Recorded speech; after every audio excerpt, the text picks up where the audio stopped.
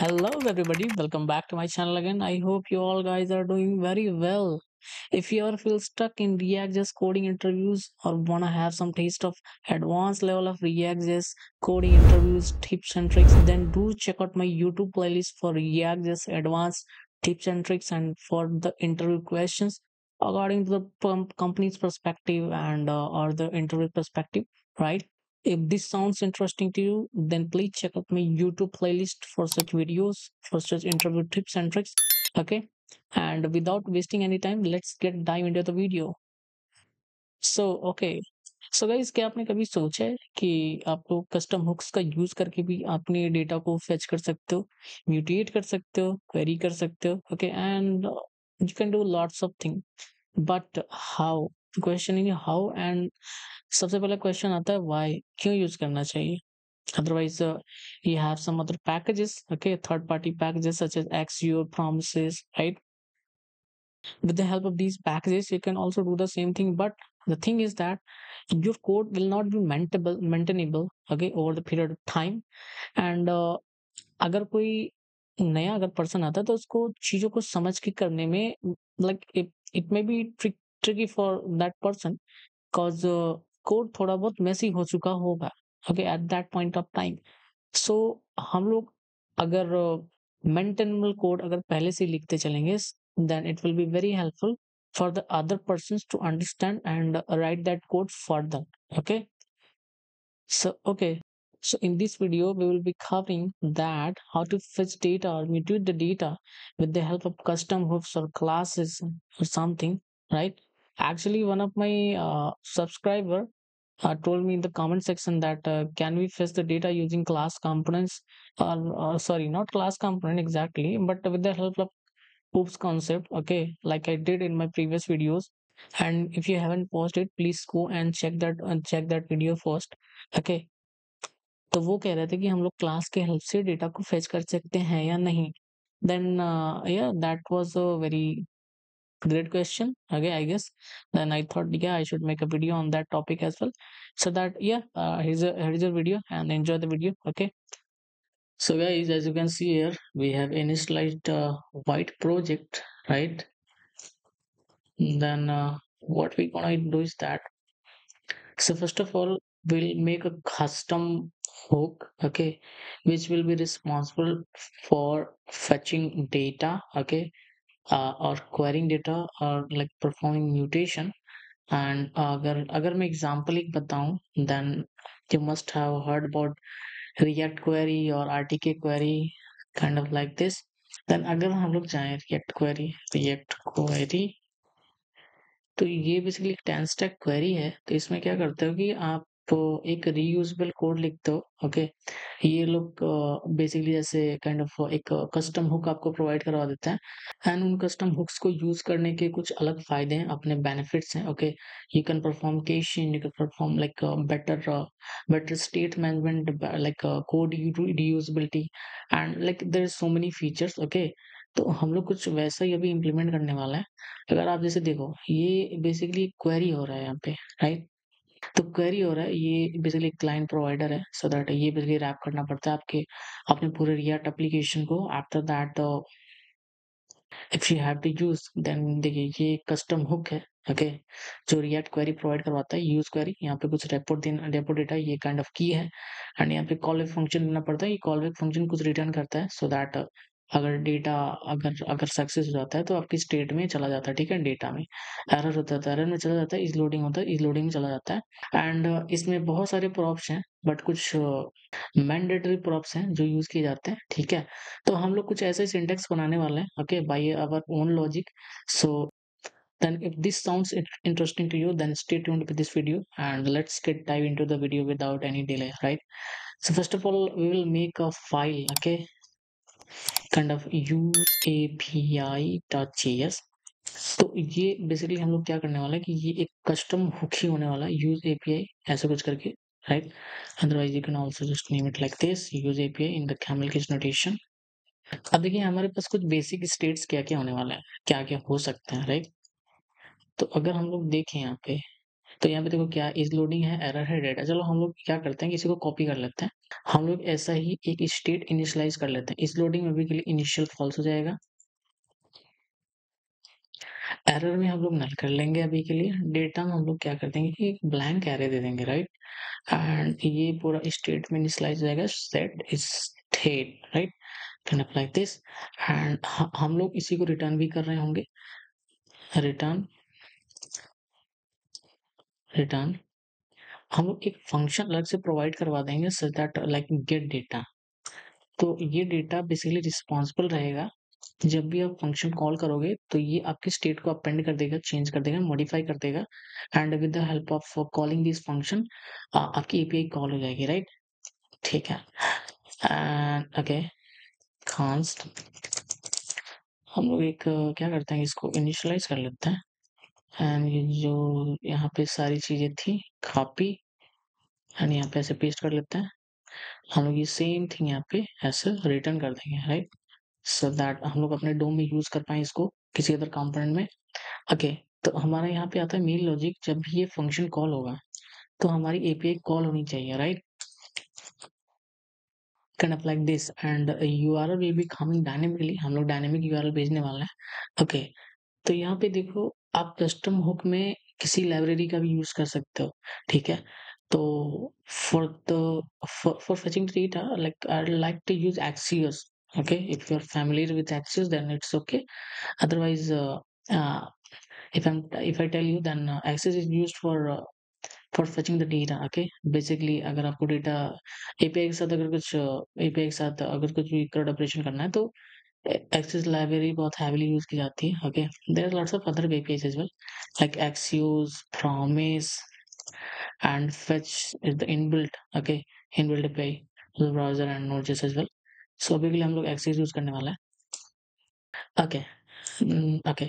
तो हम लोग जब भी अगर हमारे पास डेटा आ जाता है तो हम लोग क्या करने वाला है, डेटा में कुछ मॉडिफिकेशन करने वाला है, जो कि है आपका state is loading error and data. तो हम लोग एक कॉमन हैंडलर फंक्शन ले लेते हैं जो कि डेट स्टेट को मॉडिफाई करता रहेगा, ओके, जब भी हम लोग चाहें। ओके। तो यहाँ पे हम लोग कर लेते हैं कॉन्स्ट हैंडलर, कॉन्स्ट हैंडलर। यहाँ पे नेम जा रहा होगा उस स्टेट का, उसकी कुछ वैल्यू जा रही होगी।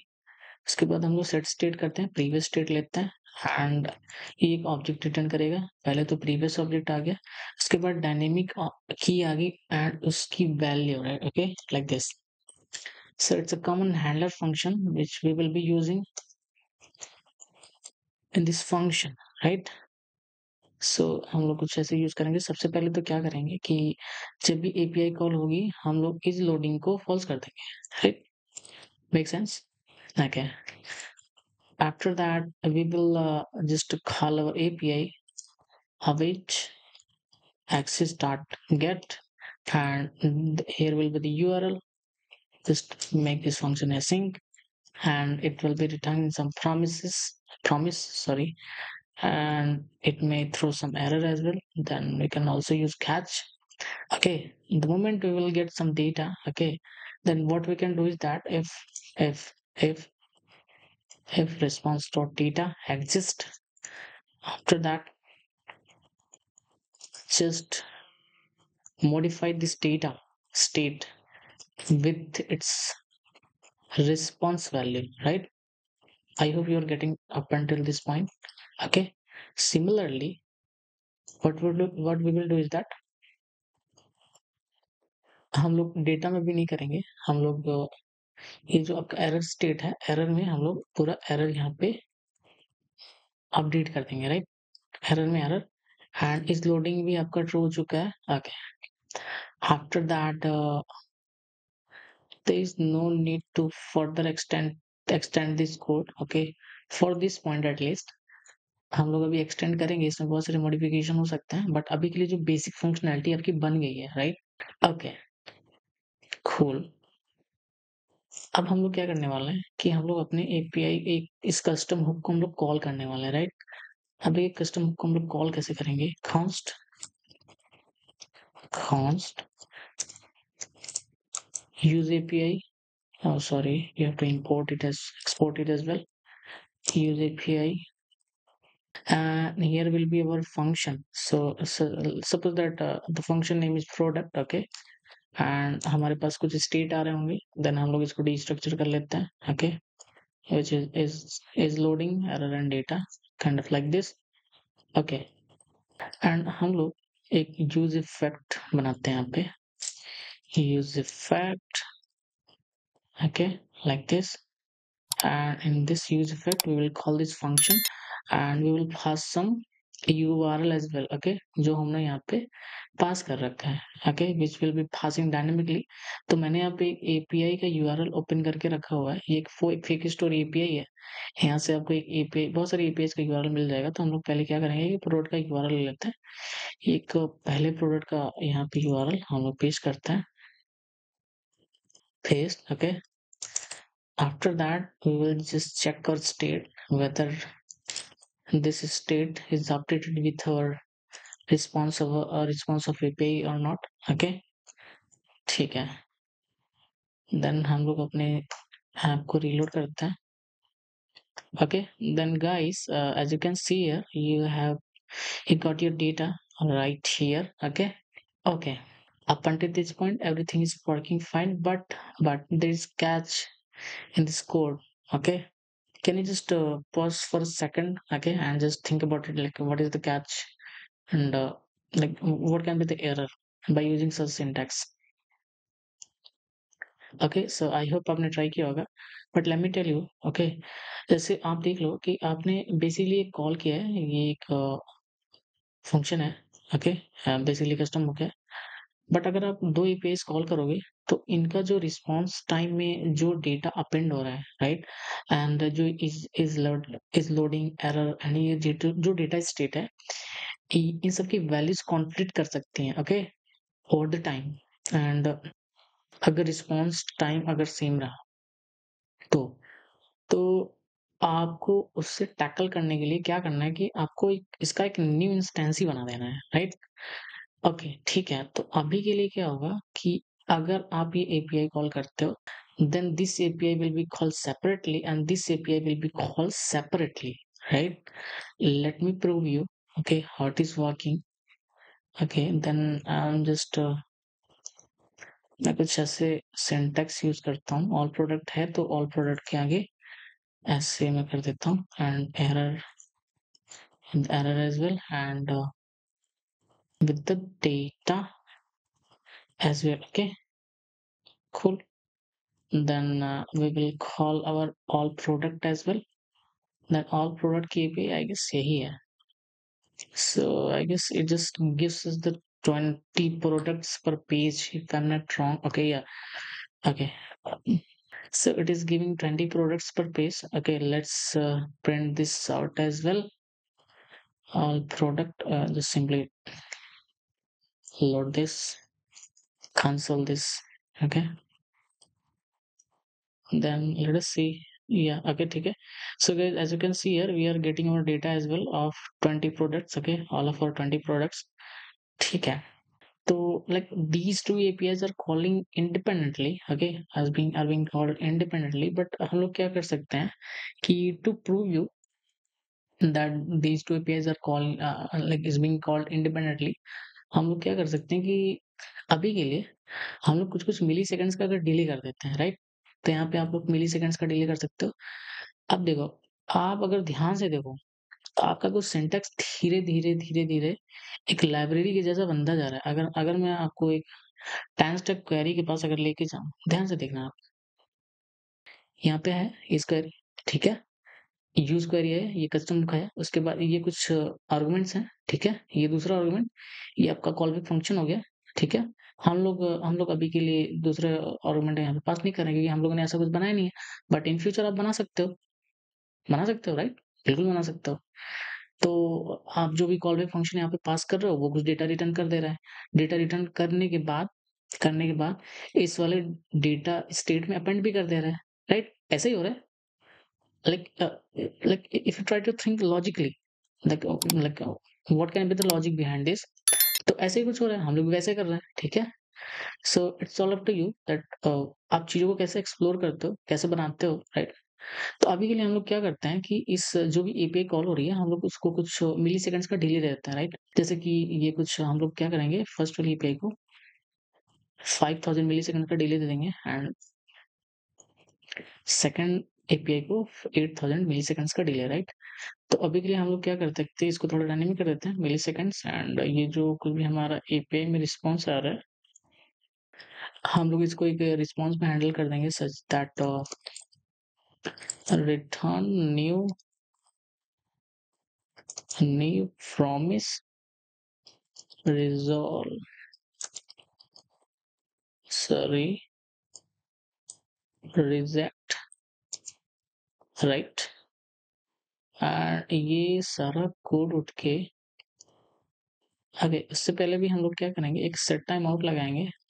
सेट टाइम आउट में बेसिकली हम लोग कुछ मिली सेकेंड्स का डिले देने वाला है, जो कि यहाँ पे डायनेमिकली हम लोग पास कर रहे हैं, right? After that our code will come here as like this, okay? And just make this callback function as async and return this value as well. उसके बाद अगर आप रिटर्न वैल्यू करोगे, अब देखो यहाँ पे डेटा एक्सेस करने के दो तरीके हो गए, इधर you can just access this data by this, okay? तो यहाँ पे आप जैसे ये प्रोडक्ट वाला फंक्शन कॉल करोगे, तो यहाँ पे आपके रिस्पॉन्स वाले वेरिएबल में डेटा आके स्टोर भी हो जाएगा, ओके? तो हम लोग यहाँ पे एक रिजॉल्व कर देंगे बेसिकली जो आपका प्रॉमिस आ रहा है, ओके? सिमिलरली हम लोग रिजेक्ट भी कर देंगे, okay? whatever the promise will be coming here and okay, I guess we are all set to go. Handler is loading and milliseconds, I guess. Yeah, that's all. Okay, that's all we need to do, right? ठीक है, तो अभी हम लोग क्या करते हैं कि एक हम लोग टेस्ट कर लेते हैं that whether our code is working properly as our expectation or not. तो प्रोडक्ट की जो एपीआई है हमारी, बेसिकली ये 5 सेकंड में रिज़ॉल्व हो रही है, राइट? एंड हम लोग अभी के लिए जस्ट स्ट्रिंगिफाई कर देते हैं just to see the data and एक हम लोग ब्रेक भी लगा देंगे। उसके बाद जो हमारी ऑल प्रोडक्ट की एपीआई है, ये आपका 8 सेकंड बाद रिज़ॉल्व हो रही है, राइट? हम लोग लोडिंग ले लेंगे, is loading and is loading data.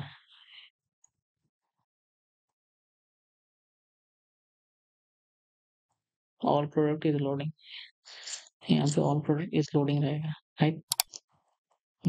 Yeah. So now let's go and try this out. Okay, is loading, सबसे पहले ये रिजॉल्व होना चाहिए फर्स्ट वाला, ओके? आफ्टर दैट ये सेकंड वाला रिजॉल्व होना चाहिए, but there is some issue, okay? Let's go in our code and check this out why it is not working. और प्रोडक्ट एंड यहाँ पे हम लोग प्रोडक्ट कर देते हैं, प्रोडक्ट लोडिंग। ये प्रोडक्ट का लोडर है, हम यहाँ सारी चीजें हटा देते हैं। उसके बाद एक हम लोग लॉजिक देख लेते हैं। If you have missed something, okay, return the promise handler. After that, okay, return this one as well.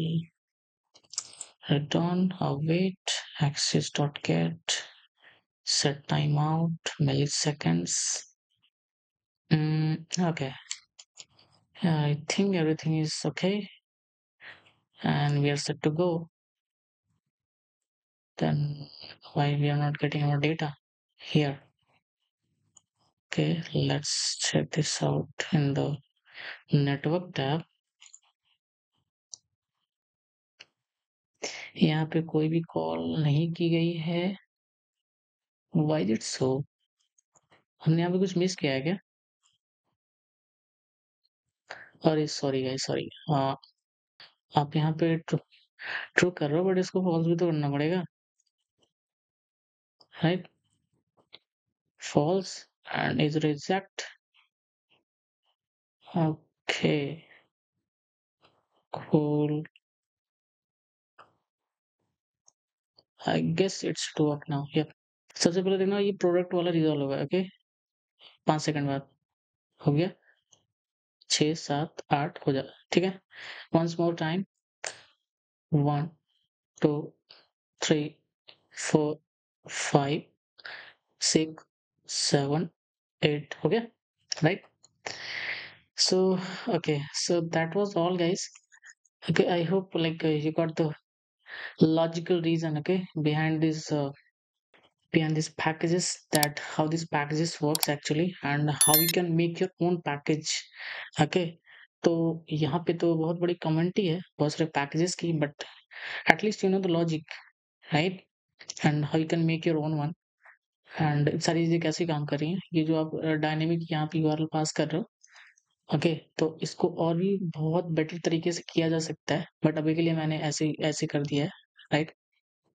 आप लोग के लिए एक टास्क है, आप यहाँ पे आप लोग गेट क्वेरी कर रहे थे, आप लोग पैच पोस्ट ऑप्शंस, ओके, सारी मतलब सारे रिक्वेस्ट टाइप के लिए बनाइए, and try to make this code as much as more cleaner, more usable, more maintainable. Okay, so that was all the motto of our video.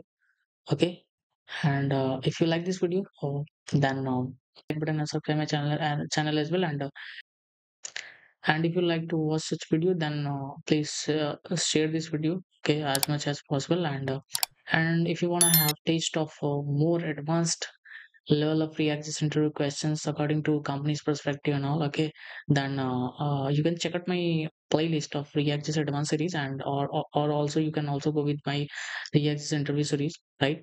Then yeah, that was all for this video. I hope you guys got some valuable content through this video, right?